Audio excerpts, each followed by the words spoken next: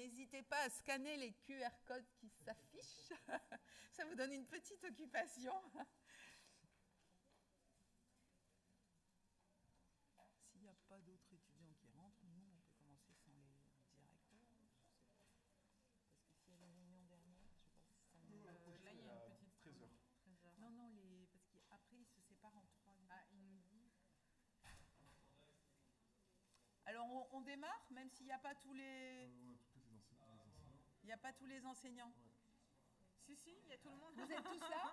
Mais venez sur la scène, enfin. Vous êtes les stars du moment. Enseignante d'arabe. Bonjour, Clémentine Tolas. Bonjour, bonne rentrée, Merci enchanté. à vous aussi. Je ne connais pas beaucoup de Ouais, bah ouais. Oui, on attend Vous venez Laetitia. d'être... Non, non, j'étais de l'année dernière. De l'année dernière, bah ouais, bah. Poste de lecteur. D'accord. D'accord. Mais je viens remplacer. D'accord, le directeur. Bien. On reste sur scène ou. Oui, bah oui. On va peut-être se mettre tous sur le côté. Sur le côté. Je vais sur le côté. Enfin, de toute façon, l'affichage, c'est ça. Ça y est, vous avez les QR codes? On attend Laetitia aussi. On attend Laetitia. Je sais pas où elle est. Elle nous ramène du monde. Ben oui, je pense. Désolée pour cette attente, mais c'est pour votre bien, pour avoir le maximum de personnes importantes dans la salle.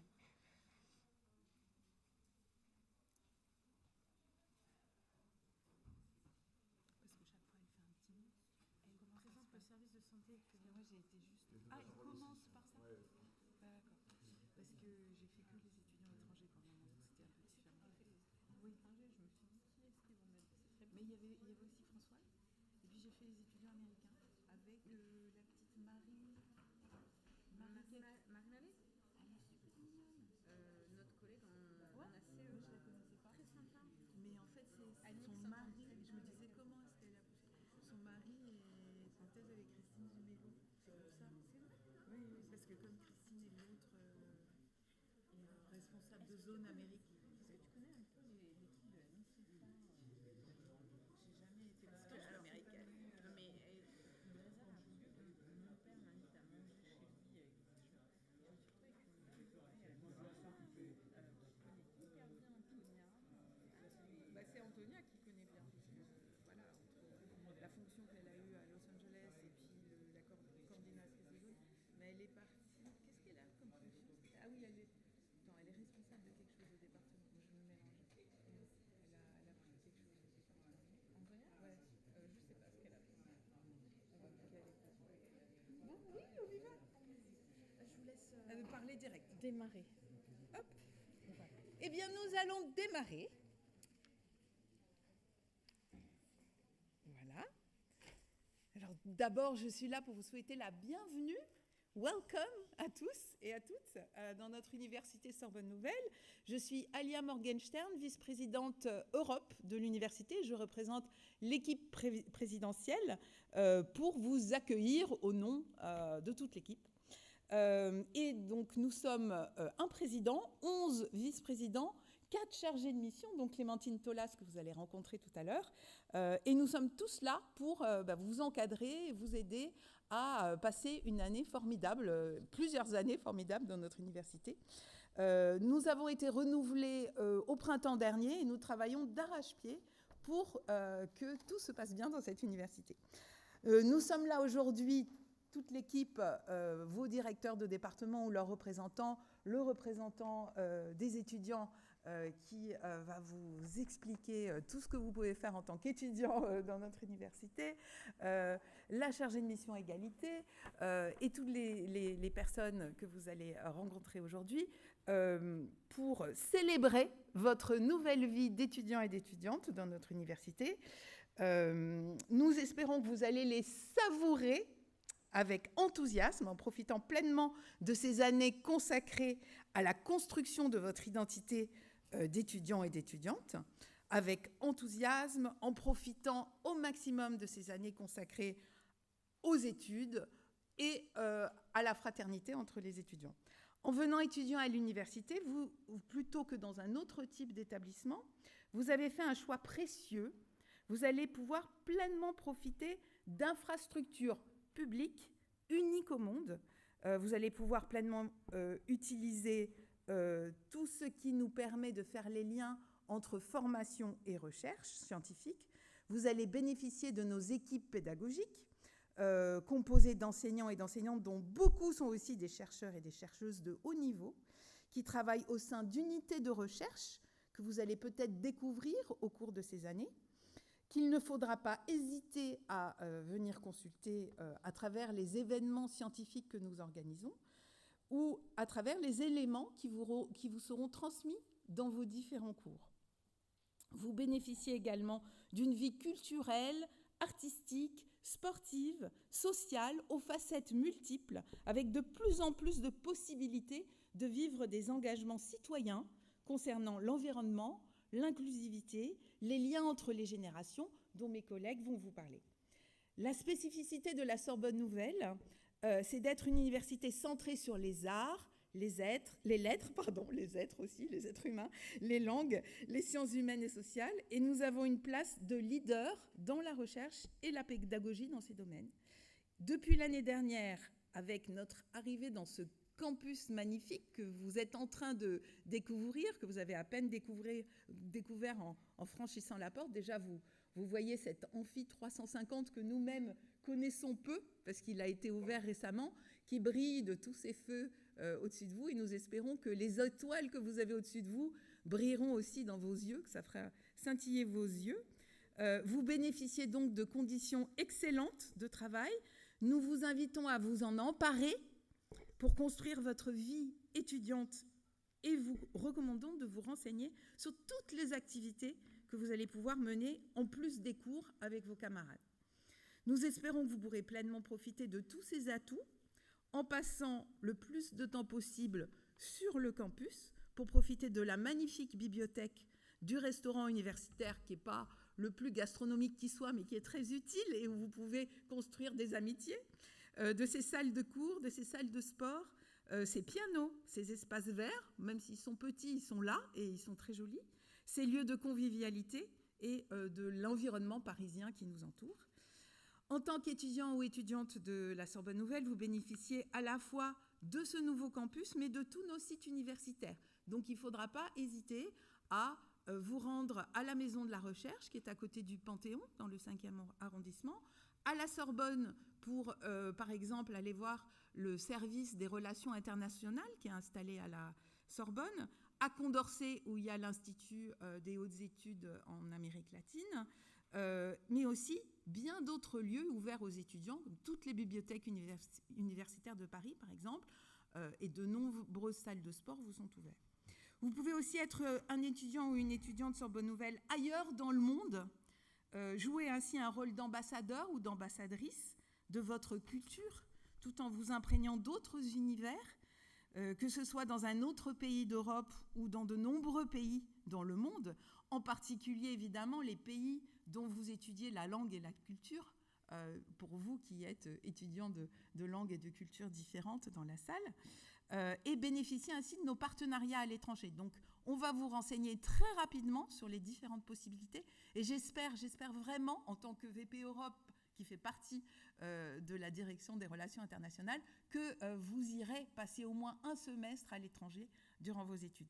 Vous pouvez donc vivre votre vie d'étudiant et d'étudiante en général à partir de la 2e année ou de la 3e année à l'international, en allant découvrir d'autres mondes universitaires et culturels, d'autres langues que le français ou l'italien, le farsi, l'arabe, dans d'autres langues que celles que vous avez l'habitude de pratiquer dans votre quotidien.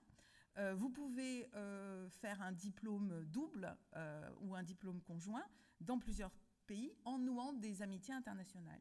Alors, pour vous donner un exemple d'opportunité extraordinaire, la Sorbonne Nouvelle a rejoint avec enthousiasme l'Alliance d'universités européennes UFE, Young Universities for the Future of Europe, composée de 10 établissements, dont la Sorbonne Nouvelle, d'enseignement supérieur, dans 10 pays européens différents, enfin 9 pays européens plus la Grande-Bretagne, qui ne fait plus partie de l'Europe, mais à laquelle nous avons accès grâce à UFE, et qui vise à transformer collectivement l'enseignement supérieur européen en développant un modèle d'université multilingue et multiculturelle. Donc si vous rentrez dans le programme UFE, vous pourrez avoir une licence avec le label UFE et partir 2 semestres, 1 ou 2 semestres à votre convenance, dans 1 ou 2 pays européens différents. Le forum étudiant UFE jouera un grand rôle, donc je vous invite à contacter sur notre stand les étudiants UFE qui sont juste à la sortie de l'amphi et qui vous représentent auprès de l'Alliance européenne, tout comme je vous invite vraiment à participer à la vie politique étudiante en écoutant ce que Paul Malherbe va vous dire et en participant vous-même, en étant représentant ou en participant à toutes les activités. Donc pour conclure, l'équipe présidentielle, les équipes pédagogiques, administratives et scientifiques sont à votre disposition pour vous aider à intégrer votre nouvelle vie d'étudiant en Sorbonne Nouvelle. Et nous sommes vraiment ravis de vous accueillir. Nous attendons avec impatience tout ce que vous allez nous apporter avec vos idées, votre jeunesse, votre diversité, pour transformer notre université grâce à vous, pour enrichir encore plus notre communauté universitaire, en espérant vraiment que vous allez passer des années pétillantes, palpitantes, rayonnantes avec nous. Et merci d'être avec nous.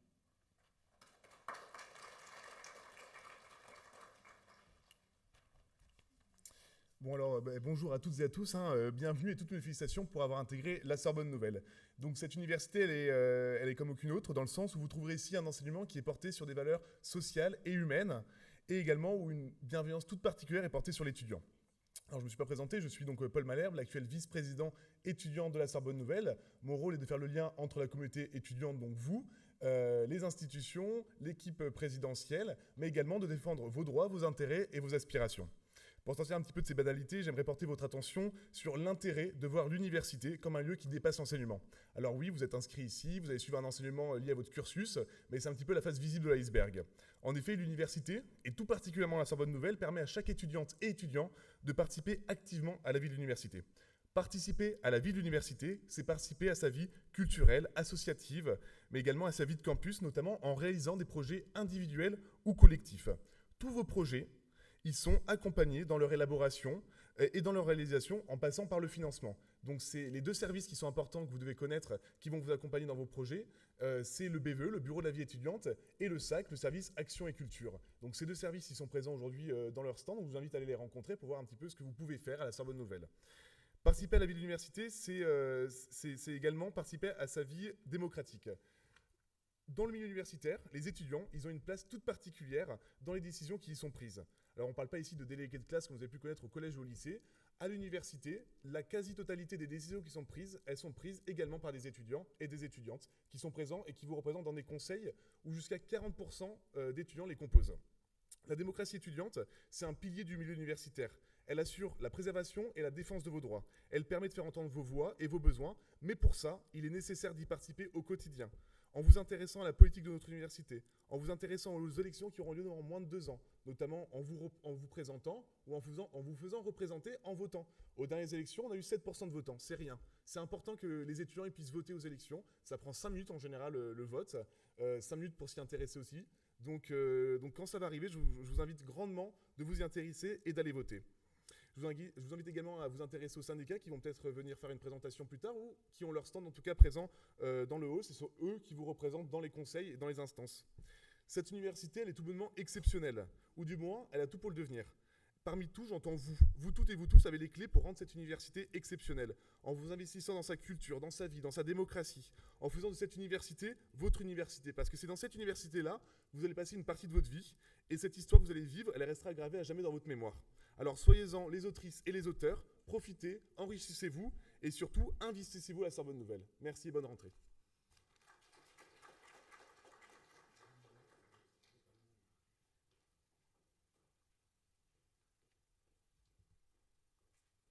Bonjour, je vais essayer d'être rapide parce que je sais que vous allez recevoir beaucoup d'informations. Donc je suis Clémentine Tolas, la chargée de mission égalité femmes-hommes. Je suis également enseignante et chercheuse, donc je travaille au département langue étrangère appliquée et au département d'anglais. Et m'occupant de la mission égalité, je vous encourage à venir nous voir si vous avez besoin. Alors, l'université, c'est un lieu de savoir, mais je vois aussi l'université comme un lieu de bien-être, et la mission égalité a pour but d'être un interlocuteur privilégié si vous vous retrouvez confronté à des situations problématiques. Si vous avez besoin de rencontrer l'équipe de la mission, nous sommes au bureau C401, avec une permanence qui va être tous les mardis. Vous pouvez aussi nous écrire à l'adresse qui est indiquée ici, que vous retrouvez sur le site internet, qui est également dans votre livret étudiant. Et il y a aussi une plateforme de signalement qui existe, sur laquelle vous pouvez donc déposer un signalement si vous êtes victime ou si vous êtes témoin d'une situation qui vous semble problématique et qui est liée à ce qu'on appelle les VSS, violences sexistes et sexuelles. Alors, cette semaine d'intégration, c'est aussi une semaine de sensibilisation pour nous. Et c'est très important d'aborder des questions telles que le consentement, le harcèlement et donc les VSS. Vous avez peut-être vu autour du campus des affichages sur le consentement. Et on a aussi décidé d'inviter tous les L1 à une représentation de théâtre forum qui aura lieu vendredi, donc dans la salle de spectacle qui se retrouve au rez-de-chaussée bas, un petit peu de l'autre côté. Et donc de 14h à 17h, c'est du théâtre participatif avec une compagnie qui s'appelle la Compagnie des Amorces. Le spectacle s'intitule Silence complice et on s'est dit que dans l'Université des Cultures, il était important d'inviter donc des compagnies de théâtre, des acteurs et actrices de la culture pour vous faire réfléchir sur des sujets de société. Donc la porte de la mission égalité est ouverte. Vous pouvez donc nous contacter par le biais qui vous semble le mieux au besoin. Et donc j'espère vous voir vendredi après-midi pour ce spectacle. Voilà, merci.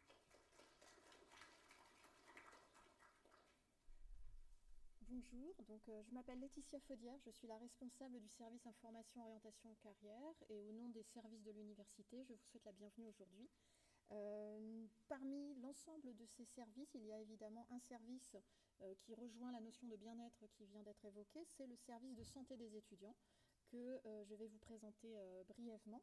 Donc c'est une chance que nous avons au sein de notre université d'avoir un centre de soins qui est destiné aux étudiants et qui vous permet de pouvoir bénéficier d'une équipe pluridisciplinaire de spécialistes de la santé, donc comme c'est indiqué. Vous avez la possibilité évidemment d'avoir des consultations gratuites, évidemment, confidentielles, qui vous sont proposées par des professionnels de santé au sein du campus. Donc le service de santé des étudiants se trouve au rez-de-chaussée du bâtiment A. Nos collègues sont présents sur la semaine d'intégration. Elles sont dans le hall à côté de l'amphi 500. Donc je vous invite à aller les rencontrer pour prendre des informations, notamment sur l'ensemble de la proposition de soins qui vous est présentée. Donc comme vous pouvez le voir, ça va de la nutrition à l'addiction. Vous avez aussi la possibilité d'avoir des rendez-vous pour des vaccinations. Donc n'hésitez pas à prendre rendez-vous et à prendre rendez-vous sur Doctolib. Voilà, je vous remercie de votre attention et vous souhaite une très belle année à vous. Je passe la parole à vos enseignants.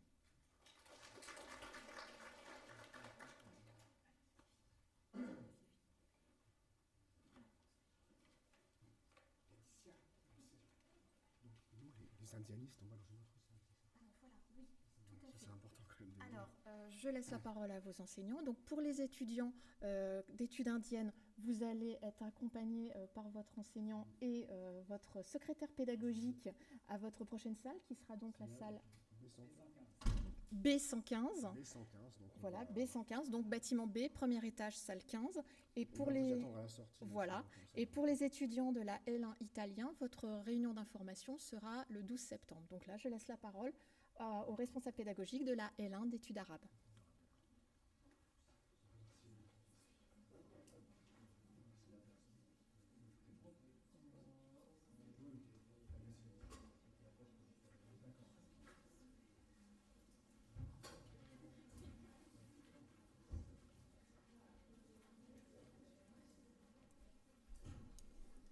Il y a certains qui vous quittent, on attend. Ouais, on attend.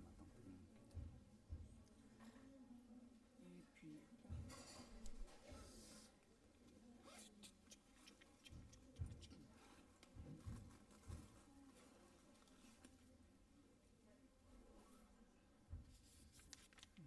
est-ce que je peux Tiens, je crois que t'as un truc là, si tu veux.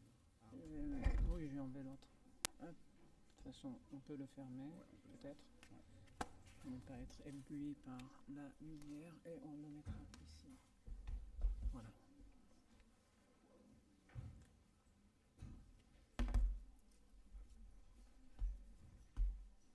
De toute façon, d'après ta... Non, toi, tu vas par oral. Oh, De je vais toute façon. parler, mais un peu, je vais pas rien projeter. Ok. Ok.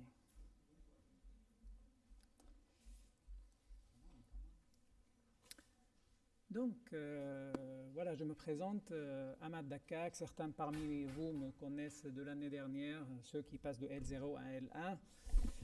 Je suis enseignant d'arabe, donc j'interviens dans votre licence d'arabe sur plusieurs niveaux, sur des cours de langue, mais aussi de littérature.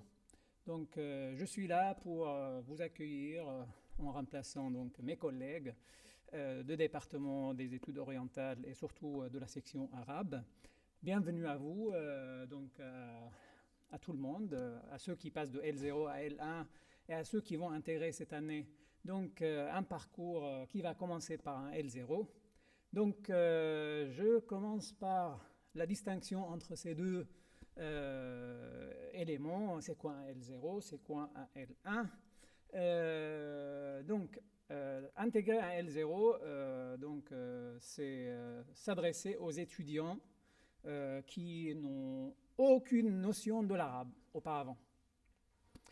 Donc, on ne connaît pas l'alphabet, puisque vous savez peut-être que l'arabe s'écrit avec un alphabet spécifique pour ceux qui n'ont pas eu auparavant que de contact visuel peut-être ou réduit à l'oral avec l'arabe. Donc, ceux qui n'ont aucune notion de l'arabe ou des notions de base, ça veut dire je maîtrise l'alphabet, je sais lire, mais au niveau de grammaire, au niveau de vocabulaire, mes réserves sont très très limitées.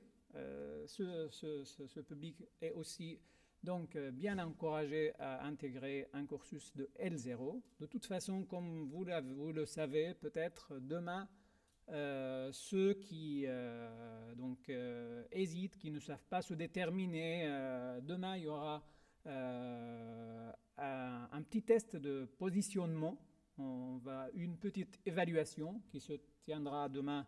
Donc à 10h, la salle sera affichée à l'accueil. Tout à l'heure, ouais, non, même tout à l'heure, je vais la voir. Ok. Donc on va vous dire tout à l'heure, ça sera dans quelle salle. Donc si vous hésitez, si vous n'avez aucune notion de l'arabe, c'est pas la peine de venir se passer un test pour vous dire vous allez rester en L0. Donc, si vous avez des notions, vous êtes vraiment encouragé à venir passer ce test de positionnement. Comment intégrer un LA directement? Donc il faut avoir au moins le niveau A2 en arabe. Qu'est-ce que c'est le niveau A2 en arabe? Comme dans toutes les autres langues, ça veut dire on est quelqu'un qui est capable de lire un petit texte de 200 mots, de comprendre dans sa globalité, tenir une conversation de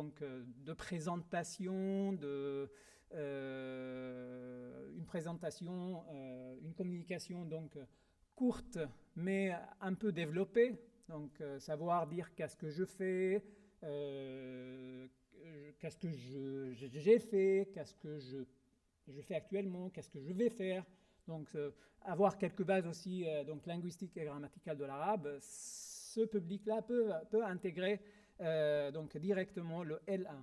Mais si vous avez des doutes sur cela, la solution, entre guillemets, miracle, c'est de venir demain passer ce test de positionnement. Comme ça, on vous dit, vous pouvez, vous avez votre visa pour aller directement en L1, ou non, c'est plutôt recommandé pour vous de passer par l'option L0. Dans l'option L0, on va commencer...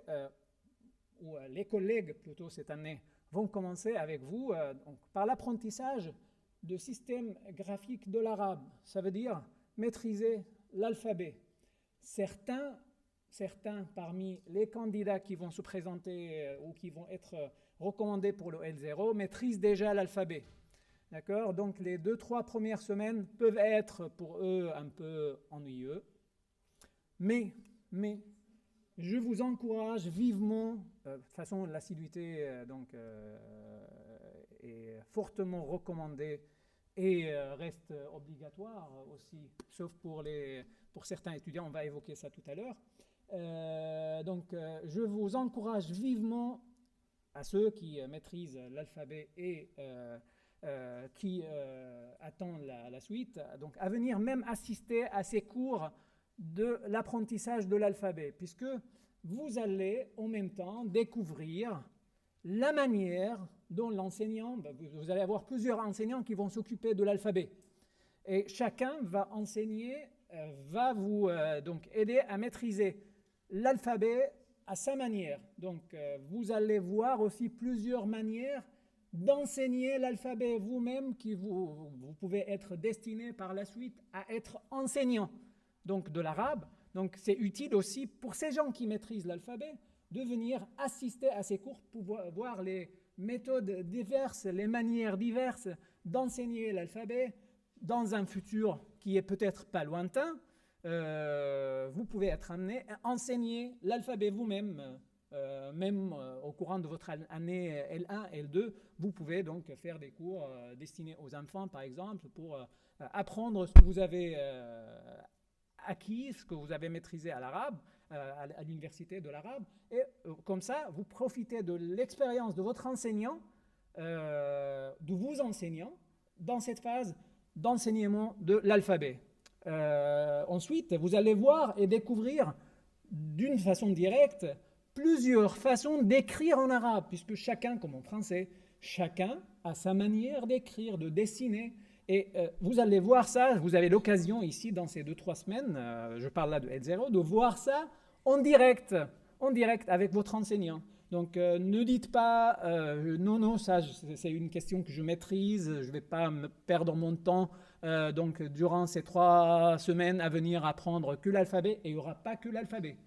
Avec l'alphabet, on commence directement aussi par des petites phrases, par des expressions, par des mots.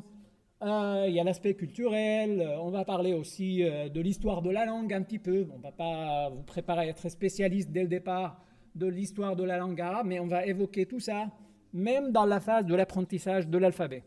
Bon, je reviens donc, le test c'est demain à 10h. On vous dira tout à l'heure, ça sera quelle salle. De toute façon, si vous nous quittez avant d'apprendre, ça sera dans quelle salle. Vous demanderez demain à l'accueil, mais il faut se présenter bien un peu tôt avant 10h, comme ça vous aurez le temps de réaliser le test dans le temps qui est donc précisé. Ensuite, il faut savoir qu'à l'université, pour ceux qui intègrent le L1 directement, par exemple, vous avez la possibilité de faire ce qu'on appelle la validation des acquis.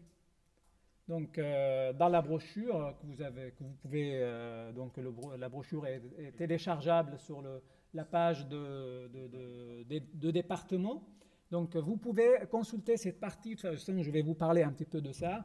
Vous pouvez consulter cette partie qui concerne la validation des acquis. Des acquis, si vous avez par exemple fait auparavant une L1 à l'INALCO, à X en province, à Rome, d'accord ? Vous pouvez donc présenter vos documents, vos relevés de notes, etc., dans une procédure spécifique, bien sûr avant que les choses sérieuses commencent, avant la rentrée réelle, les débuts de cours, et on validera peut-être certains composants de ce que vous avez déjà fait ailleurs, comme étant déjà acquis, et vous n'aurez pas à refaire un cours de grammaire, par exemple, de L1, puisque vous l'avez déjà fait, pas un cours d'introduction à la littérature, puisque vous l'avez déjà fait. Bon, donc je vais parler maintenant un peu des généralités concernant la vie universitaire. Certains l'ont déjà donc expérimenter avec nous. Donc à l'université, on essaye de se détacher, surtout en L0 et L1, de parcours scolaires en allant vers le parcours universitaire. Comment se passe ce détachement? Vous savez, l'université, vos enseignants sont dans la quasi-totalité, pas tous, mais la quasi-totalité sont des enseignants-chercheurs. Et donc, on va vous enseigner par la recherche. On vous livrera les clés de savoir et pas les savoirs. Il ne faut pas attendre, il faut pas s'attendre à avoir les savoirs livrés, donc pactés. Il ne faut pas attendre à ça. Il faut donc commencer par un esprit de recherche. On ne va pas vous apprendre toute la langue. Il n'y aura pas d'injection, par exemple, miracle, qui va vous permettre de maîtriser l'arabe dès la première année. Donc, prenez votre parcours de l'apprentissage de l'arabe, de la langue, de la culture, avec l'esprit de recherche, l'esprit libre de recherche. Cherchez, apprenez vous-même. Nous, on vous donnera les pistes, les clés de savoir. Il faut aussi, en parlant des globalités, parler de la démocratie universitaire.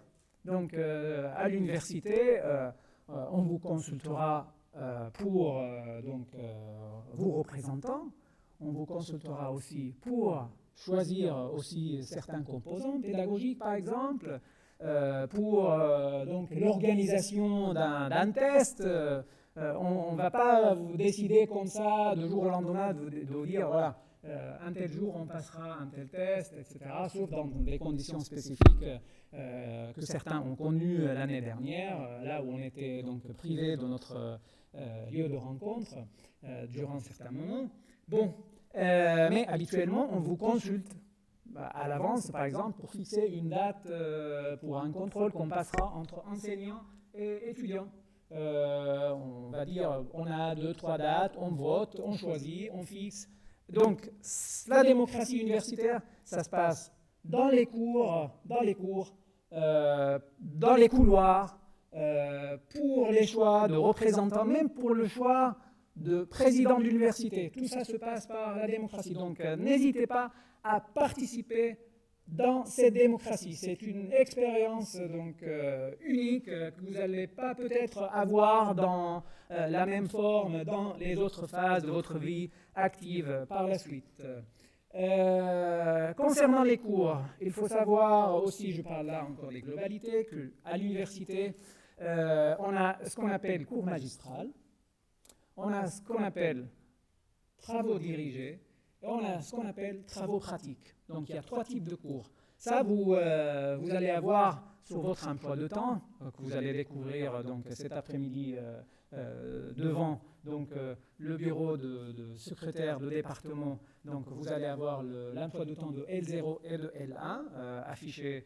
C'est au 5e étage, bureau 500 B, donc même bâtiment, 537, 5e étage. Donc, vous allez voir, oui, 537, B 537.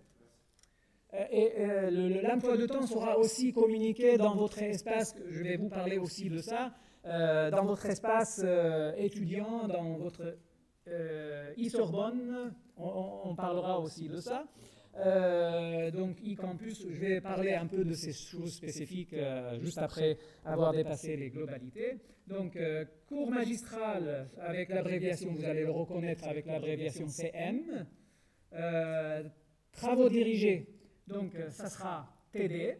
Et puis travaux pratiques, ça sera TP. Donc on appellera ça couramment après un CM, un TD, un TP.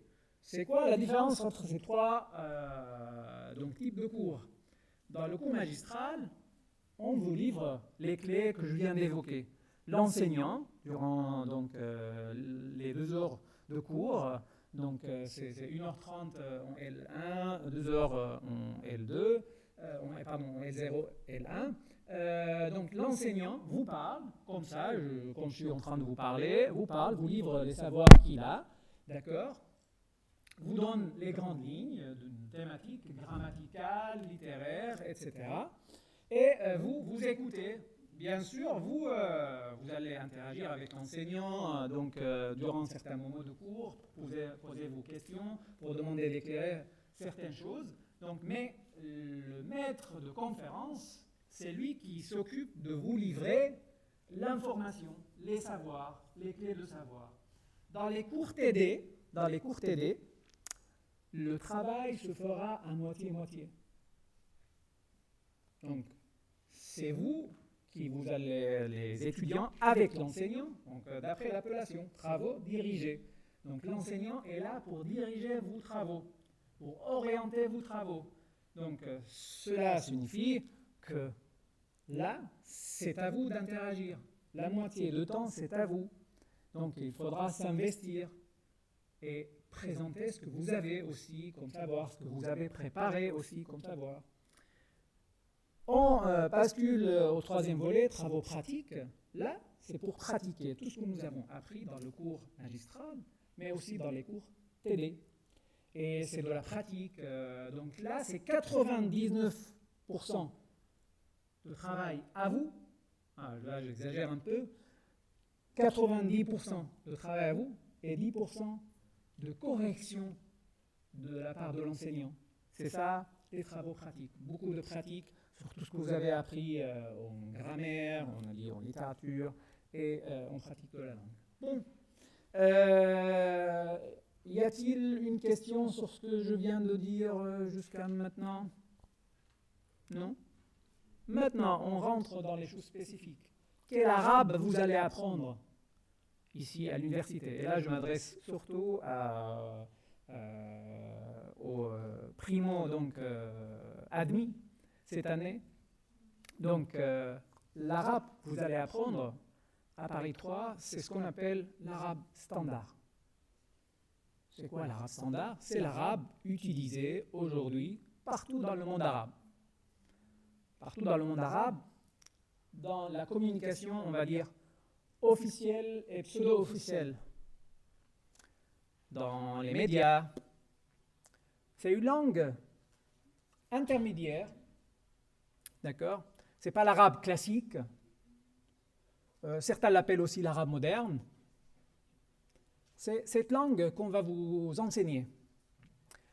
L'apprentissage de dialectes peut intervenir, des dialectes que vous pouvez choisir. On vous propose un petit volet des dialectes à partir, pas dans le L0 bien sûr, mais à partir du moment où vous allez acquérir le niveau B1, on vous proposera donc un volet de certains dialectes de syro-libanais, de certains dialectes du Maghreb, où on vous orientera ailleurs de Paris 3 pour apprendre par exemple le dialecte yéménite, à l'INALCO par exemple. Ça va venir plus tard.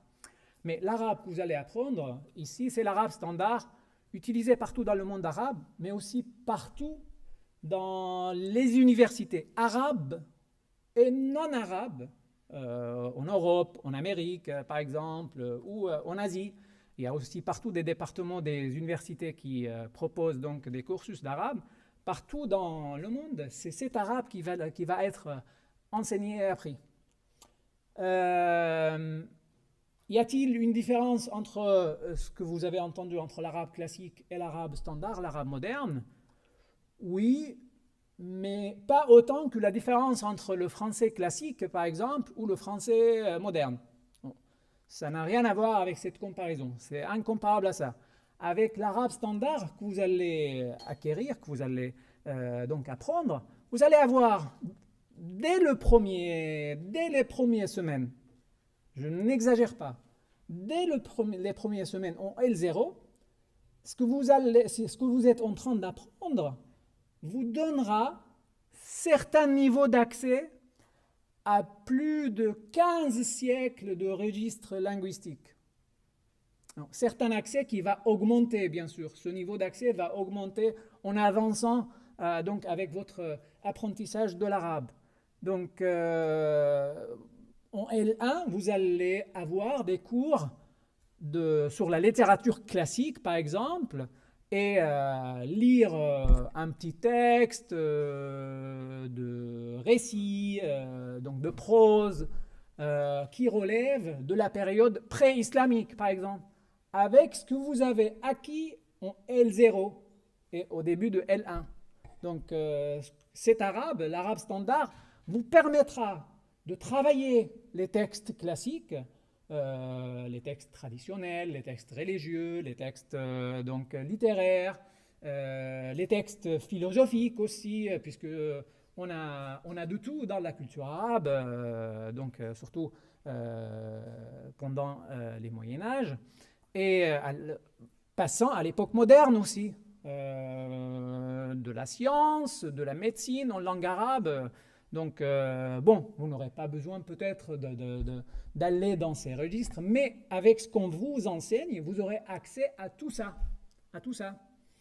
Vous aurez aussi l'accès à la communication, donc audiovisuelle moderne, que ce soit à partir de L1 aussi, que ce soit les médias, les réseaux sociaux aussi.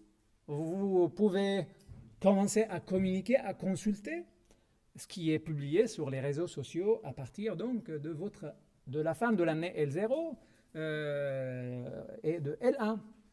Donc vous entrez dans la pratique de la langue avec cet arabe standard qu'on va vous enseigner. Et n'oubliez pas dès le départ, soyons pragmatiques. Et notre cerveau est très pragmatique. Il faut commencer à employer ce que la langue, je parle de la langue, à employer la langue que vous allez apprendre. Puisque notre cerveau est très pragmatique, ce qu'il n'emploie pas, même si je passe 100 heures, par exemple, à apprendre, je sais pas quoi, apprendre de bricolage, par exemple, si je ne m'en sers pas de cela, à un certain moment, pas lointain, mon cerveau va égarer, va laisser de côté ce que j'ai passé donc mon temps à apprendre. Les 100 heures vont être complètement oubliées, puisque je ne m'en sers pas de cela. Faites pareil pour votre apprentissage de la langue arabe. Vous avez appris, par exemple, marhaba, lors de votre premier cours, signifie salut, bonjour, sabah al-khair. Commencez, pour inciter votre cerveau à garder cela, commencez dès le premier jour à se saluer entre vous ou avec les gens qui maîtrisent l'arabe dans votre entourage. Commencez à utiliser cela. C'est un geste anodin, c'est un geste peut-être qui ne signifie rien, dire marhaba en arabe, mais votre cerveau derrière dit voilà, c'est quelque chose qui pourra m'être utile. Le monsieur en face à qui j'avais dit marhaba va me dire ahlan wa sahlan. Ah, tiens, j'ai appris une nouvelle, comment répondre à marhaba. Ahlan wa sahlan. Vous voyez l'interaction, même cela va donc inciter votre cerveau, vos capacités intellectuelles, pas seulement le cerveau, donc on ne va pas rentrer dans ce champ-là, à garder ce que vous êtes en train de acquérir, à pratiquer, à renforcer, à inciter. Donc, revenons donc vers l'organisation de l'enseignement. Donc, cours magistral, TD, TP, ça vous le verrez sur votre emploi de temps. Il faut savoir qu'en L0, on propose que des cours de langue et sur la langue. Donc, cours de langue et un peu des cours sur la langue.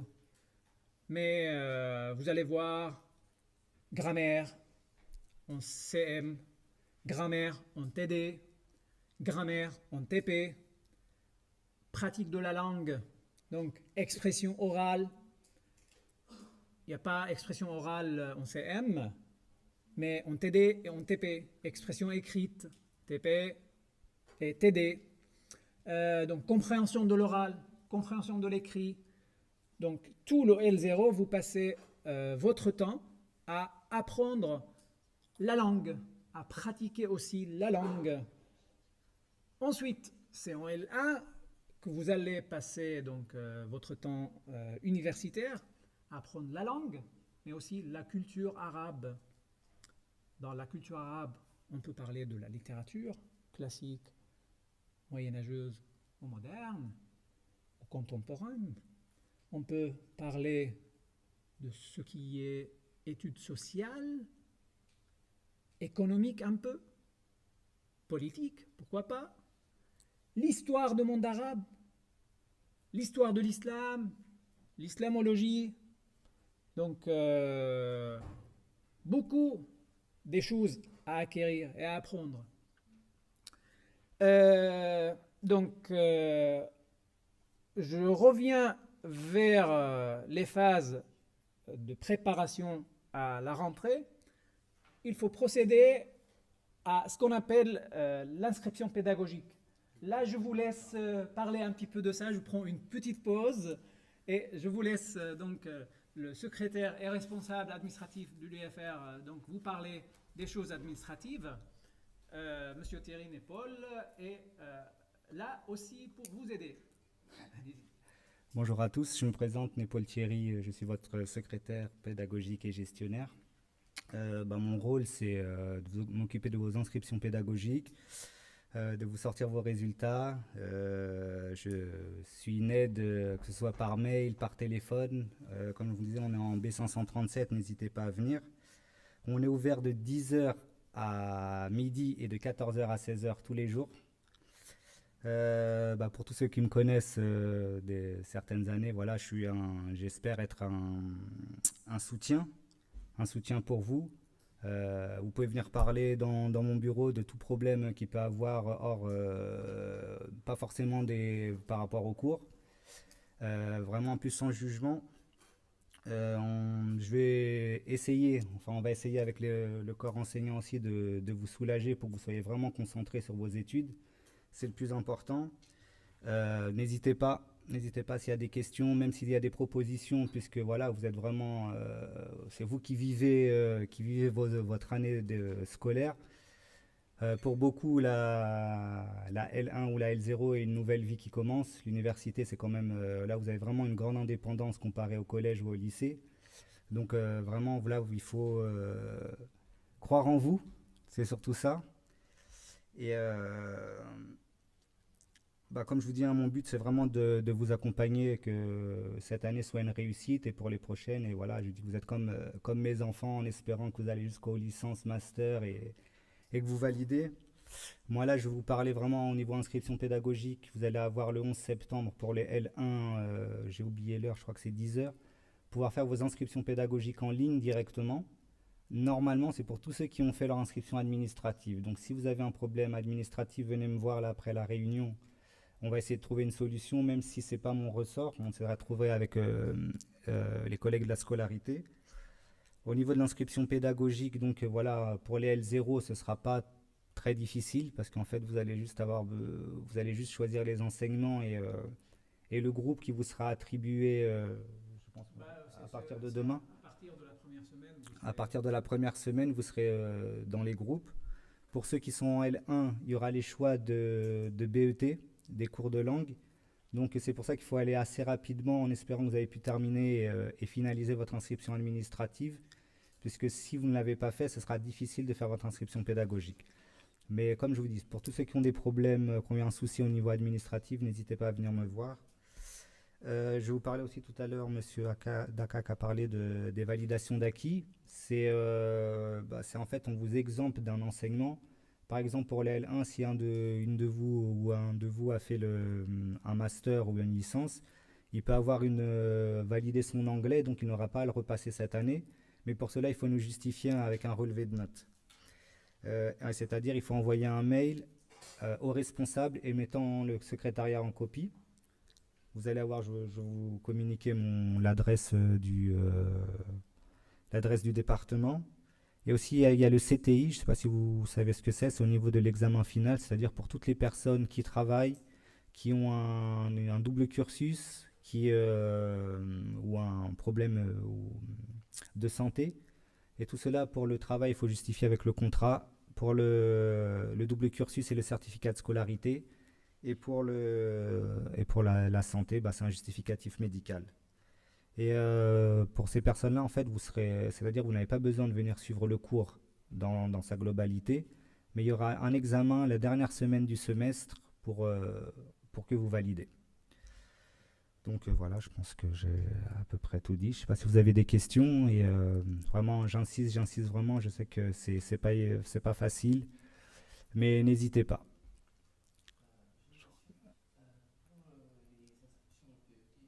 Oui,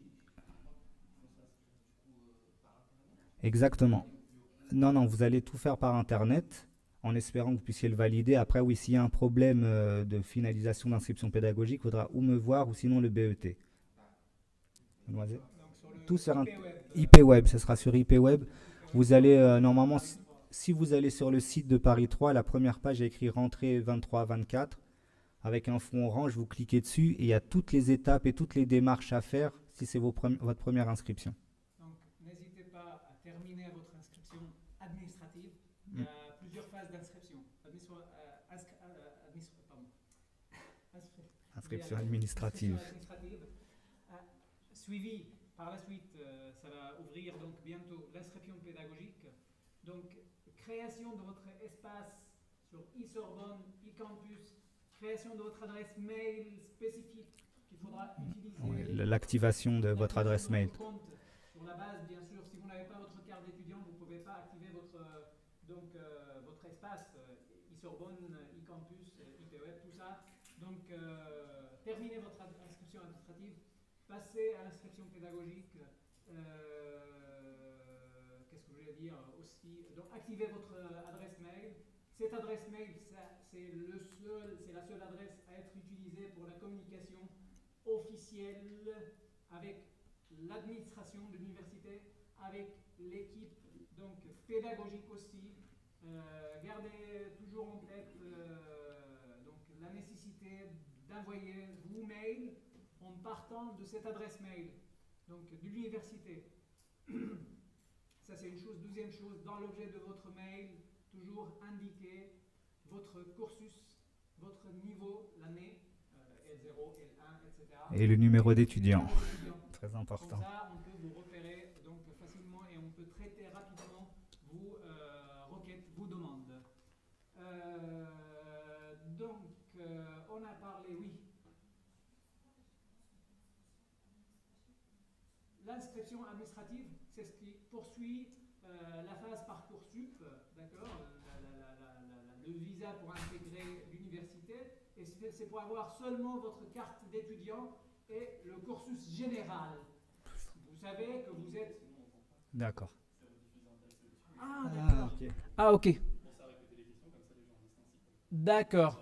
Donc, on peut répéter les questions, mais vous pouvez, donc, je vais vous inviter...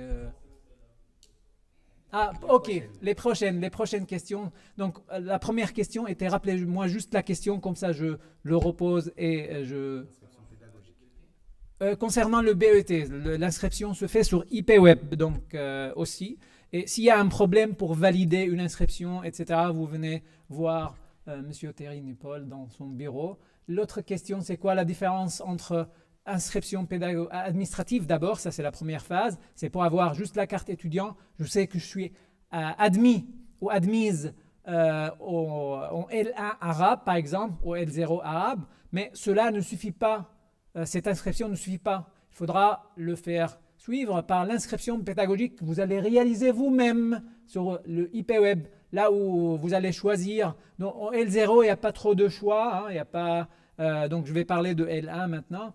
En L0, vous allez voir les cours, le panel, vous allez les choisir tous et vous allez finaliser votre inscription sans beaucoup de problèmes, sans des complications avec le choix d'un majeur, mineur. Il n'y a pas de majeur, mineur. Je vais parler de ça, on n'a pas évoqué ça. On a le temps. Ok.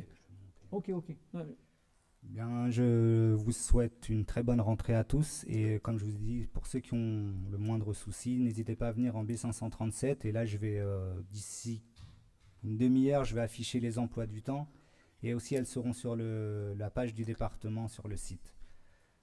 Eh bien, à très vite. Ok, merci Thierry. Donc, oui, je reviens vers, comme on vient d'évoquer l'histoire de majeur, mineur. Dites-moi. L'UNEF. D'accord, je termine juste ce point et je vous donne la parole. Donc, en L1, vous êtes tous admis, je parle de L1, en L1 arabe, mais ça c'est la majeure de formation. Mais il y a plusieurs mineurs, donc je vous invite à découvrir tout ça dans la brochure de diplôme. Lisez-le, c'est ça sera, si vous voulez, votre loi canonique. Cette brochure, pour découvrir les détails on n'a pas le temps d'évoquer tout maintenant. Donc, plusieurs mineurs études hébraïques, mineurs études internationales. Ça, c'est possible donc de choisir une mineure, quelques composants qui concernent le mineur que vous avez choisi pour donc votre spécialité, votre sous-spécialité, on va dire. Je donne la parole donc rapidement à un représentant de l'UNEF.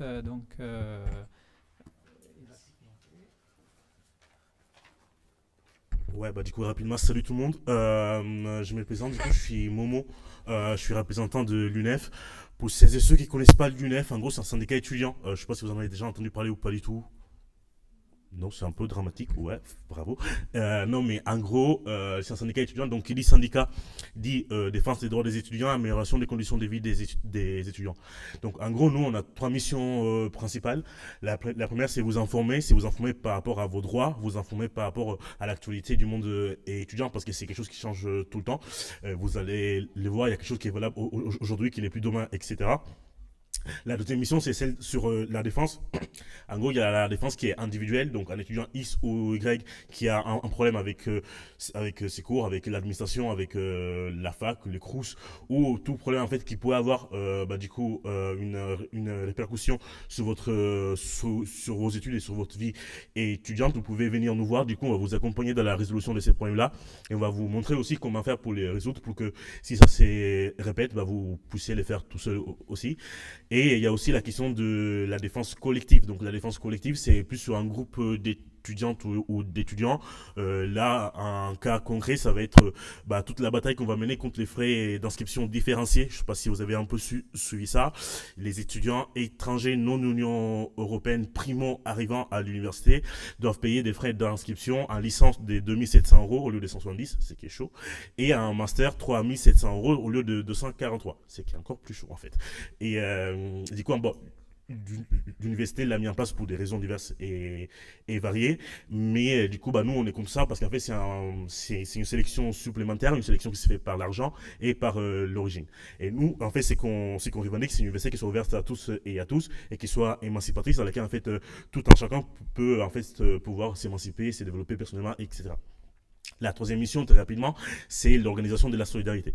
L'organisation de la solidarité passe par déjà les 2 missions précédentes, mais aussi par des actions plus ponctuelles qui peuvent être des distributions de protection périodique pour toutes les personnes qui en auraient besoin, des distributions alimentaires aussi, mais aussi des bourses aux livres ou d'autres actions qu'on va pouvoir mener tout au cours de l'année. Pour finir rapidement, pour que vous sachiez un peu comment on compte faire tout ça, en gros, nous, on a ce qu'on appelle la démarche à 2 jambes. Donc, il y a une jambe qu'on dit qu'elle est dans la rue et dans les facs avec des mobilisations, des manifestations, etc. On s'est beaucoup mobilisé l'année dernière contre la réforme des retraites. Mais il y a aussi, du coup, une jambe dans les institutions, et c'est ce que votre professeur disait tout à l'heure sur la démocratie étudiante, qui est très importante, parce que vous pouvez élire vos représentants au sein des conseils de l'université, au sein du conseil d'administration de l'université qui va gérer toute la partie politique et budgétaire de l'université, en gros, et la commission des formations et vie universitaire.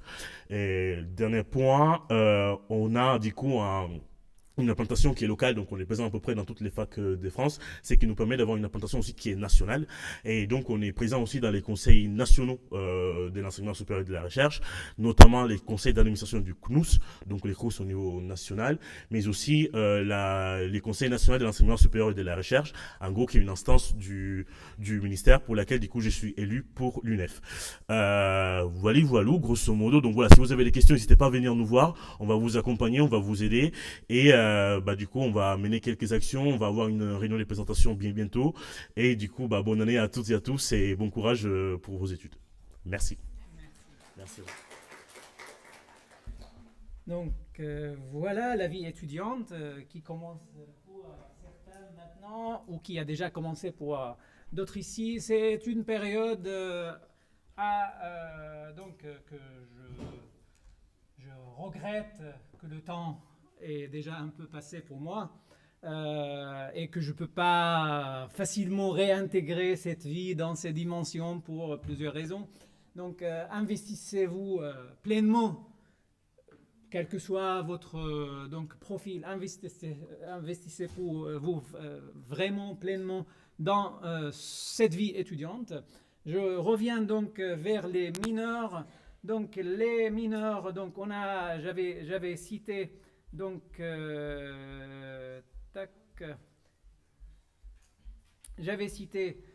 les études hébraïques, les études le monde anglophone, ça c'est une mineure possible. Didactique du français, langue étrangère et seconde, ou études internationales. Donc ça c'est les mineurs possibles à choisir pour vos options. Vous ferez cela, là je parle de L1, vous ferez cela lors de votre inscription pédagogique sur IPWeb. Il faut savoir aussi qu'il faut aussi, pour certains enseignements transversaux, comme on les appelle, il faut contacter après le choix. Vous avez choisi la matière, le cours que vous allez suivre, mais pour par la suite avoir accès à l'information qui concerne l'emploi de temps, l'organisation, etc., il faut contacter directement le bureau BET, Bureau des enseignements transversaux, pour avoir les détails, et ça sera votre interlocuteur principal. C'est pas le département, c'est pas l'enseignant de la grammaire qui va s'occuper de la question, par exemple, qui concerne le commerce international, le cours de commerce international que vous avez choisi dans votre composant mineur, par exemple. Dans la brochure, il y a les détails. Cette brochure est déjà sur le site de l'université, sur la page de département. Donc, vous pouvez le télécharger et le consulter tranquillement chez vous. Il y a 96 pages. Vous n'allez pas être obligé de consulter tout, puisqu'il y a une grande partie qui concerne le L2, le L3, le Master 1, le Master 2, le Master MIF, etc. Mais vous pouvez voir à quoi vous pouvez s'attendre pour les années à venir aussi. Qu'est-ce que je voulais dire? Dans cette brochure aussi, vous allez découvrir les secteurs de recrutement possibles, les secteurs professionnels possibles, les métiers d'interprétation, de traduction, commerce international, management, négociation, les métiers qui concernent la défense, la sécurité aussi, les métiers qui concernent tout ce qui est administratif, le secrétariat bilingue, les métiers de l'humanitaire, le travail pour les ONG, et de tourisme aussi, bien sûr les métiers de l'enseignement et de la recherche aussi, pas seulement l'enseignement, la recherche aussi, et le journalisme et l'édition en langue arabe. Bon, pour la poursuite possible après la licence, il y a les masters recherche, il y a aussi certains masters professionnels d'enseignement de la langue. D'accord. Vous pouvez par la suite intégrer un concours de la fonction publique pour l'enseignement de la langue arabe, soit le CAPES, soit l'agrégation après avoir validé votre master. Donc, il y a beaucoup des choix professionnels après la fin de votre parcours. Une question sur ces points-là. Donc, je repasse rapidement les points. On a parlé de l'organisation des études ou de la formation. On a parlé aussi des objectifs de la formation, de la langue. N'hésitez pas aussi à voir cette partie qui concerne les responsables administratifs et pédagogiques de votre cursus. Donc, dans cette brochure, il y a tout détaillé. Pour chaque niveau, il y a un responsable. Par exemple, pour vous, en L0 et en L1. Donc en L0, le directeur d'études, comme vous le voyez, c'est M. Yassir Benima, donc notre collègue. Pour le L1, c'est M. Ibrahim Aqil. Donc Yassir Benhima, c'est le directeur d'études de L0 et le responsable est directeur donc de L1 et directeur d'études pardon, l'inverse. Le responsable de L0 et L1 et le directeur d'études en L1, c'est Monsieur Ibrahim Aqil. Donc certains qui ont fait leur L0 l'année dernière ont déjà communiqué avec lui pour toutes les questions d'organisation, d'inscription, etc. Donc, et puis, il y a les autres responsables. Donc, cela vous concernera peut-être plus tard. Pour les étudiants étrangers, surtout les Erasmus, donc leur contact direct dans le département, c'est notre collègue Madame Safa Monqid, qui est aussi vice-présidente vice-directrice de département d'études orientales. Qu'est-ce que je voulais dire aussi comme ça donc il y a tout, tout, les adresses mail, les téléphones, etc., les horaires de présence dans les bureaux, d'accord, dans cette brochure. Gardez-le toujours. Donc on a parlé de dispense d'assiduité ou des validations des acquis. Donc ça, nous l'avons évoqué. Quoi d'autre? Les étudiants salariés. Mon collègue, donc, qui était M. Terry-Paul, vous a indiqué la démarche à suivre pour être dispensé de l'assiduité, pour ne pas être obligé de venir assister aux cours, ni d'être... donc, je vais mettre 2 petites minutes pour la différence de 2 manières de vous contrôler. Contrôlez-vous connaissance. Il y a ce qu'on appelle le contrôle continu en L0 et L1. Vous êtes tous, je prends votre question juste après avoir terminé ce point. En L0 et L1, vous êtes tous habituellement en contrôle continu. Ça veut dire il n'y aura pas un contrôle final officiel organisé par l'université à l'échelle universitaire durant la période des examens. Donc habituellement le semestre 1, cette période à l'échelle universitaire se passe le mois de janvier et pour le premier semestre et le mois de mai pour le deuxième semestre. En contrôle continu, non, c'est l'enseignant qui organise directement le contrôle. Soit on vous fera passer, il va vous faire passer un contrôle par semaine. Chaque enseignant, il a le choix. Un petit contrôle par semaine, toutes les 2 semaines, 2 fois par semestre. C'est au moins 2 fois par semestre. D'accord ? Un contrôle de connaissances organisé sous forme de devoir sur table. On va appeler ça devoir sur table. Un petit test, une petite évaluation. Parfois surprise, parfois non. D'accord ? Donc ça, c'est le contrôle continu. Vous avez expérimenté ça lors de vos études donc, secondaires. Pour les dispensés, pour les étudiants salariés ou avec le double cursus ou avec un problème de santé comme mon collègue vient de l'évoquer, ces étudiants-là doivent faire une démarche d'abord. La démarche, c'est pour demander d'être admis au CTI. Donc, contrôle terminal, attendez, c'était quoi CTI? Bon, c'est un contrôle final. Vous allez passer avec les autres étudiants le dernier contrôle qu'ils doivent passer, la dernière semaine. De toute façon, il faudra être attentif. Si on est dispensé de l'assiduité, il ne faut pas déconnecter complètement de l'université. Au moins, suivez ce qui est indiqué sur eCampus. La plupart de vos enseignants vont publier quasi régulièrement ce qu'il faut. Mais ce n'est pas une obligation pour l'enseignant. Mais on publie habituellement ce qu'on fait, même un planning au moins de ce qu'on fait durant le semestre. Et on communique les informations concernant les modalités de contrôle, les dates de contrôle, les lieux de contrôle, etc. Donc, eCampus, abonnez-vous à chaque cours aura une page spécifique. Le cours de grammaire, avec tous les enseignants de la grammaire, par exemple, vont s'occuper d'une page qui concerne le cours de grammaire. Et les 2-3 enseignants sur e-campus. Donc vous pouvez accéder à cela avec votre identifiant de la Sorbonne que vous devez créer. Donc c'est la clé, cet identifiant qu'on a évoqué. Donc vous faites la démarche pour être accepté ou admis sous régime CTI. Si c'est le cas, on va vous délivrer une attestation comme quoi vous êtes dispensé de l'assiduité et vous êtes admis sous régime CTI.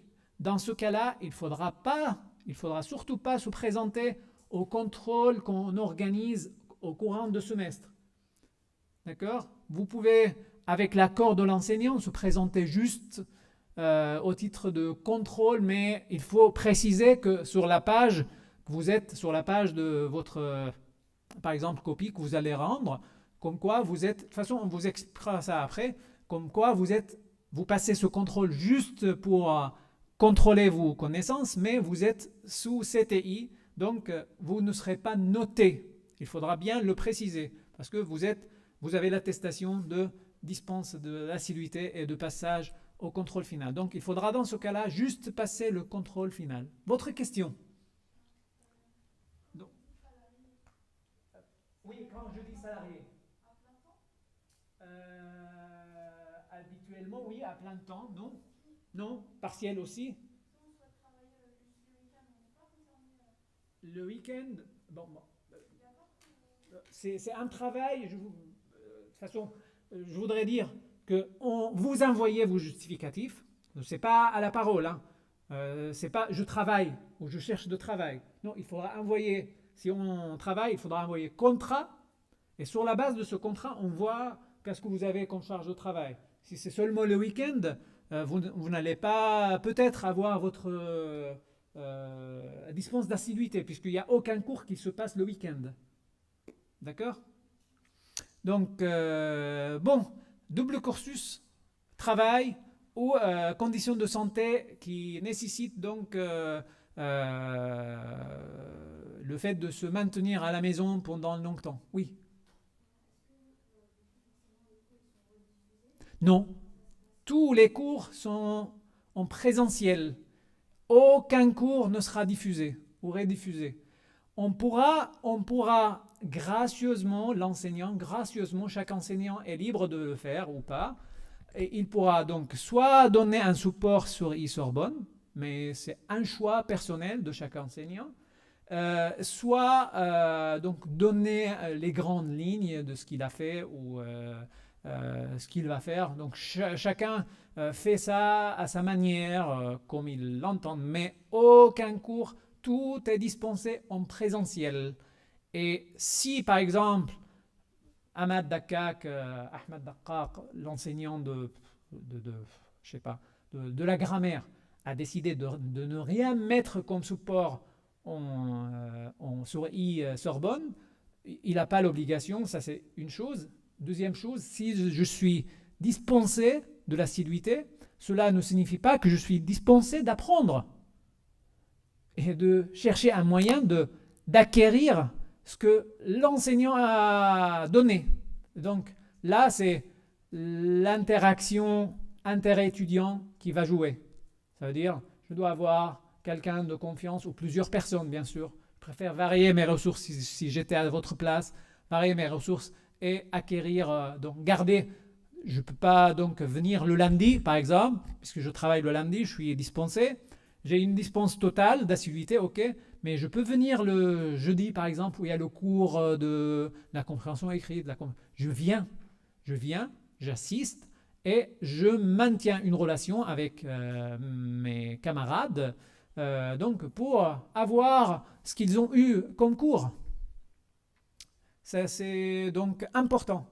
Gardez, essayez de maintenir une relation si vous serez dispensé de l'assiduité. D'autres questions? Oui. C'est seulement, oui, la question des mineurs, c'est seulement à partir de L1. De toute façon, il ne faut pas oublier qu'il y a une mineure renforcement de l'arabe.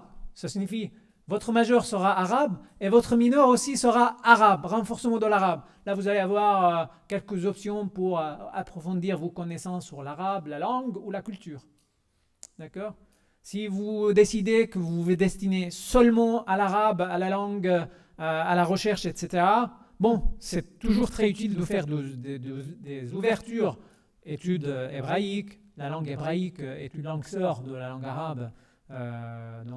Malgré le fait qu'on écrit avec 2 alphabets différents, mais les structures de la langue, les racines des mots, les 2 langues sont d'une langue mère donc commune qu'on ne connaît pas peut-être pour le moment, mais entre salam et shalom, le S, le S et le che qui s'échangent, ça c'est bon pour la salutation par exemple.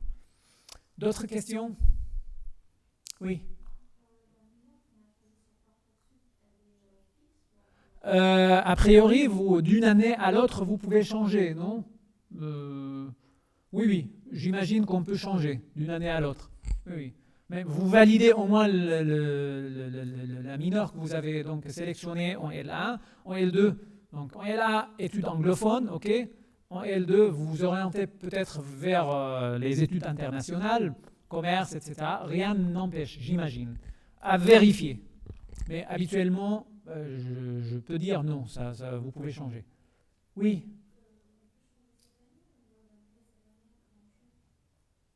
Vous avez choisi déjà votre mineur? Allez voir tout à l'heure Monsieur Thierry Népol et vous pouvez donc lui demander si vous n'avez pas la possibilité vous-même de modifier votre inscription pédagogique. Puisque tant qu'il n'est pas encore validé, j'imagine qu'il y a la possibilité de le modifier vous-même. Mais si vous voyez qu'il n'y a pas la possibilité, donc à mon époque, quand j'étais étudiant, il n'y avait pas tout ça, on délègue tout, on lègue tout à l'étudiant maintenant pour faire librement ses choix. Donc, si vous voyez que c'est bloqué, allez le voir et il pourra vous aider à débloquer ou à modifier votre choix. Oui. Pardon? Ah, bien sûr, à condition qu'il y ait des places, puisque les cours sont limités à un nombre. Donc, c'est pour ça qu'il faudra se dépêcher pour faire les bons choix.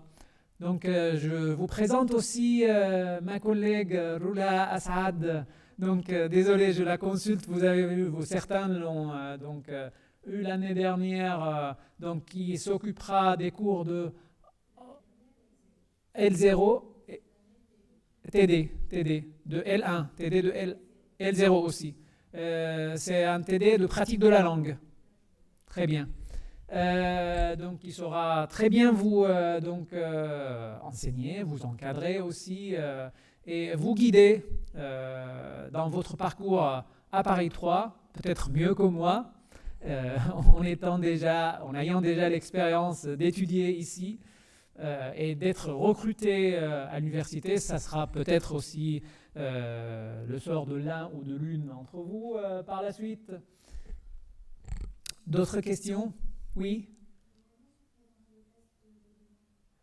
Comment se présente le test de demain? C'est un test de langue. On ne va pas vous demander, on va pas vous poser la question, par exemple, sur de quelle époque venait un tel ou tel poète. Non.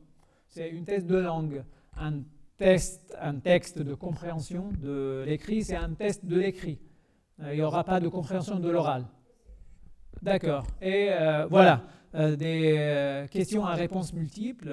Vous allez, c'est un test simple. Donc venez, vous allez voir, c'est simple. C'est juste pour vous orienter. On ne va pas vous dire, là vous avez 18 sur 20. Non, on ne va pas juste vous dire, vous pouvez rester en LA. Non, il faudra donc revenir au L0, à revoir les bases. Ou il y aura aussi un troisième choix. Vous aurez des difficultés à intégrer un L1 directement, mais avec beaucoup de travail, vous pouvez se rattraper. Donc ça, c'est à voir demain avec donc le responsable de L0 et de L1, M. Ibrahim Aqil, que vous voyez ici transcrit en Ibrahim Aqil. Donc vous verrez ça demain directement avec lui, avec nos collègues aussi. Oui.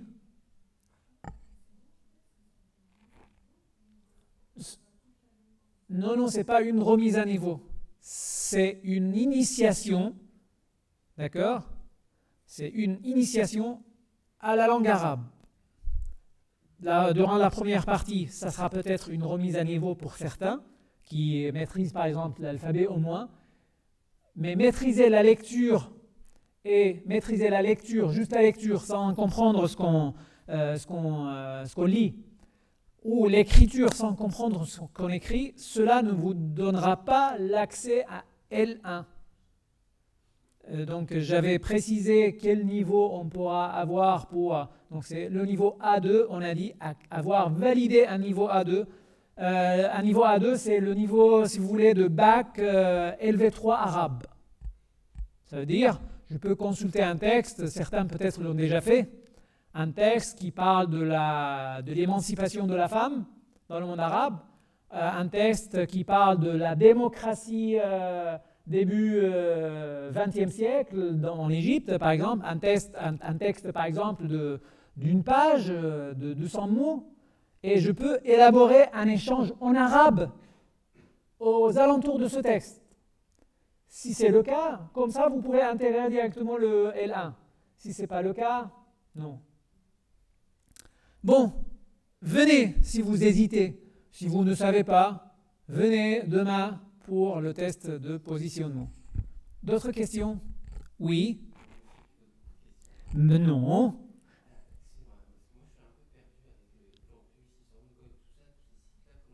Ah, d'accord, juste à... Il n'y a pas besoin, c'est autodidacte. Vous allez voir, c'est pas trop compliqué. Donc, avec l'identifiant, c'est votre clé d'accéder à ça. e-Sorbonne, ça concerne vos démarches administratives de la vie étudiante, l'inscription pédagogique, l'inscription administrative. Ça, c'est e-Sorbonne. C'est l'université, pas la partie cours, la partie administrative. Alors que e-Campus, c'est la partie apprentissage, enseignement, cours. Donc, c'est ça la différence entre e-Sorbonne et e-Campus. Et IPWeb, c'est une plateforme qui vous permet de s'inscrire, d'effectuer votre inscription pédagogique, et de voir vos relevés de notes, tout ça. OK? Donc, c'est très facile. Oui? Rien ne vous oblige de venir assister à ce test. C'est vous qui vous... Mais imaginons qu'il vous est impossible demain de venir assister à ce test et que vous avez sélectionné de s'inscrire en L1. D'accord? Et en commençant les cours de L1, vous vous rendez compte que non, j'ai pas le niveau. Bon, là, ça sera un peu plus compliqué de vous réorienter après, puisque vous n'aurez pas le choix pour les places dans les groupes, puisque les cours de TD et de TP sont organisés en groupe. Donc, demain, on saura vous orienter directement et vous ferez votre inscription donc administrative sur la base de tests de demain. Mais laissez ça pour dans 2-3 semaines, ça complique les choses. C'est pour ça qu'on vous conseille vivement de venir assister si vous hésitez, si vous n'avez pas le niveau que je viens d'évoquer. Lire un texte, mais sur les sujets que je viens d'évoquer. Des sujets un peu... certains ont déjà passé l'arabe en LV3. Si vous avez passé l'arabe en LV3 et que vous avez validé avec une bonne note votre LV3 arabe, option, donc, vous avez le niveau, vous pouvez directement sélectionner le L1 comme option sans être forcément, mais si vous souhaitez se conforter, venez aussi demain au test de positionnement. Ou d'autres questions? Non? Donc, qu'est-ce que je voulais dire aussi? J'ai souligné rapidement les points. Qu'on pourra oui, la création de l'adresse électronique, je ne sais pas pourquoi ça... Ah voilà. Ensuite, qu'est-ce qu'on a d'autre? Le test de niveau, on a parlé. Donc la salle, on n'a toujours pas... J'ai demandé à mon collègue de m'envoyer un texto dès qu'il a la confirmation de la salle, mais on n'a pas encore. Demandez à l'accueil demain. venez 10 minutes à l'avance, un quart d'heure à l'avance. De toute façon, ça sera forcément dans le hall indiqué ou demandé à l'accueil ou au premier étage. Qu'est-ce qu'on a aussi à dire? Donc, on a évoqué tout cela, les modalités d'inscription. Ça, vous avez dépassé la partie Parcoursup, e-candidat, tout ça. Quoi d'autre? Voilà. J'imagine qu'on a donc évoqué tout. Et si vous avez des questions, je suis encore là pour vous accompagner. Si je ne veux pas être plus... voilà, un petit extrait d'un manuscrit donc, qui s'écrit dans la langue que vous allez apprendre au L0 ou au L1. Vous pouvez lire donc...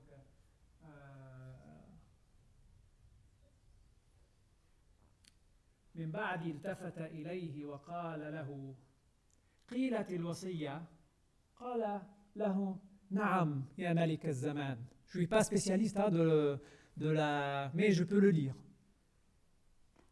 قال نعم, c'est le oui de l'arabe. Vous voyez, c'est pas comme l'anglais de Shakespeare, d'accord, et l'anglais moderne, où même les pronoms personnels ont changé entre you et thy. Par exemple, non, c'est pas ça. C'est toujours les mêmes mots-clés, la même structure. Vous avez accès avec la langue, vous allez apprendre au L0 à même des manuscrits qui relèvent des Moyen-Âge ou même de la période des textes qui relèvent de la période pré-islamique. Des questions? Oui.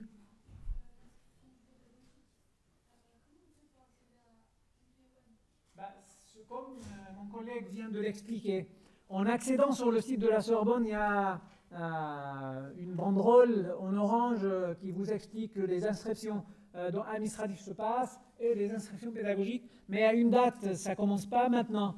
Attendez, je vais vous dire ça, les dates. De toute façon, allez sur le site, téléchargez c'est en ligne quand on parle. Pour L1 et L0, ça se fait en ligne. Donc les dates, j'imagine que les inscriptions pédagogiques commencent le 11, si je ne dis pas de bêtises. Tac. Mais il y a tout indiqué. Tout est indiqué dans cette brochure. Je l'avais noté quelque part. Voilà. Voilà, vous avez les dates ici. En L1, ça commence le 11 au 17 et quand c'est 17, à 23h59, c'est fermé. Ça sera donc bien être vigilant aux dates indiquées dans la brochure. Ne prenez pas ça en photo. Téléchargez le fichier sur le site. D'accord ? Parce que dans la photo, vous allez être perdu, c'est la photo de quoi, etc. N'adoptez pas cette méthode prise de photo WhatsApp pour tout. Essayons d'avoir la source directe sous sa main. Avec la photo, on ne peut pas, sauf avec l'intelligence, on ne peut pas chercher le contenu. Mais le fichier PDF vous permet, je mets CTRL F ou CMDF, et je cherche inscription pédagogique, je tombe directement sur tout ce qui concerne l'inscription pédagogique. Donc, ayez un accès plus ouvert, plus textuel. Essayons ça je le vois avec les jeunes générations. Donc, essayez de rompre un peu avec le rapport à l'image. Rentrons dans le textuel. D'autres questions? Oui. Si, vous allez le réaliser, mais vous avez tout fixé, vous n'avez que à sélectionner inscription pédagogique et valider, c'est tout. Il n'y aura pas des choix, je voulais dire. Mais c'est une démarche à faire, puisque si vous ne faites pas, même en L0, si vous ne faites pas votre inscription pédagogique, l'enseignant n'aura pas votre nom sur la liste des étudiants autorisés à composer. Oui, a priori, oui. A priori, oui. Donc, essayons à partir de 11 ou de 7. Tout est ouvert, vous voyez, tout est ouvert jusqu'à 17. Ou sinon, demandez à M. Thierry, puisque les questions administratives, je ne suis pas trop dedans. Donc, demandez aussi. Mais vous voyez, entre 11 et 17, tout est ouvert. Entre 11 ou 12 et 17.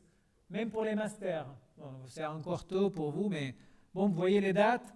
Ça commence le 7 jusqu'à 17 pour tout le monde. Mais pour certains, ça commence le 11, pour d'autres le 8, et pour les masters, ça commence le 12. Et c'est 17, tout est fermé, c'est 17, 23h50, heure de Paris.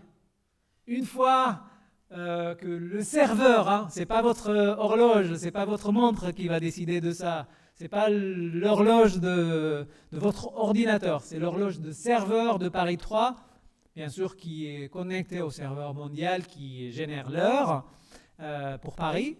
Ok, 23h59, heure officielle, c'est clôturé et c'est très compliqué après. Ça nécessitera des déplacements, des rendez-vous, etc.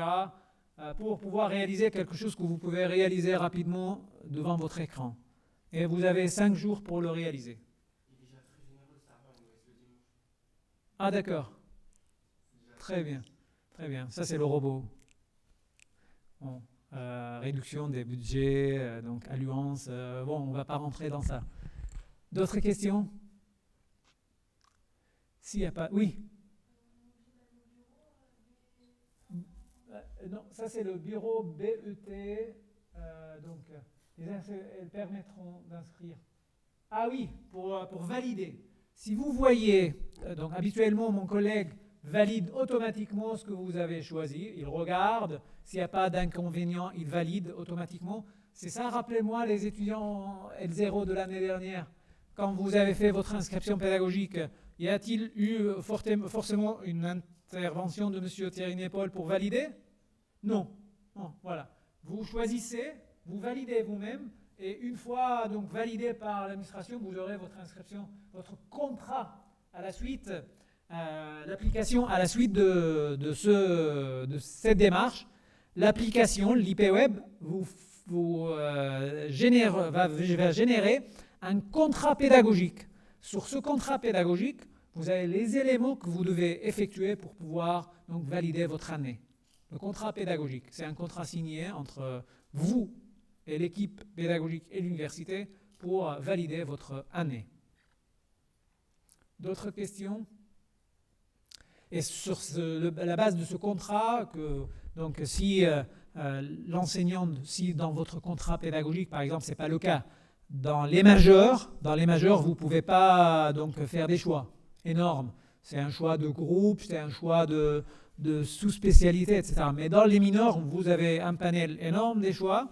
Mais si vous avez choisi, par exemple, le cours de l'histoire de la langue arabe comme option, comme un enseignement de renforcement, d'accord, c'est dans votre contrat pédagogique, l'enseignant ne pourra pas vous refuser pour assister, et va vous refuser, par exemple, pour faire le contrôle. Mais quelqu'un qui n'est pas inscrit pourra être accepté comme auditeur libre, et c'est sur la base de la décision de l'enseignant. Mais une fois que vous avez cette option sur votre contrat pédagogique, l'enseignant n'aura pas le choix de vous refuser. D'accord ?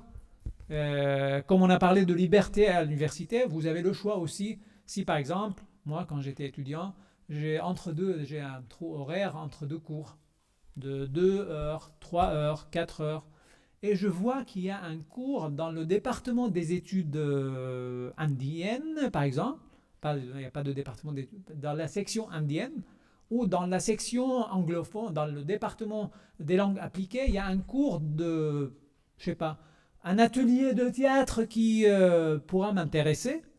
Je peux demander à l'enseignant, à la personne qui tient cet atelier, s'il accepte que j'assiste comme auditeur libre, ayant déjà ma carte d'étudiant Paris 3, Nouvelle Sorbonne Nouvelle. Donc je peux demander et il pourra accepter gracieusement. Donc, il n'y a pas d'obligation là-dessus. Il pourra accepter. Mais si vous le sélectionnez vous-même dans votre contrat pédagogique, là, il n'a pas le choix de vous refuser. D'autres questions? Non? Bon, bah, je vous souhaite à toutes et à tous une très belle rentrée. Ahlan wa sahlan. Je dois donc commencer à s'exprimer un peu avec vous en arabe. Wa au revoir, ila liqa dans 2 semaines.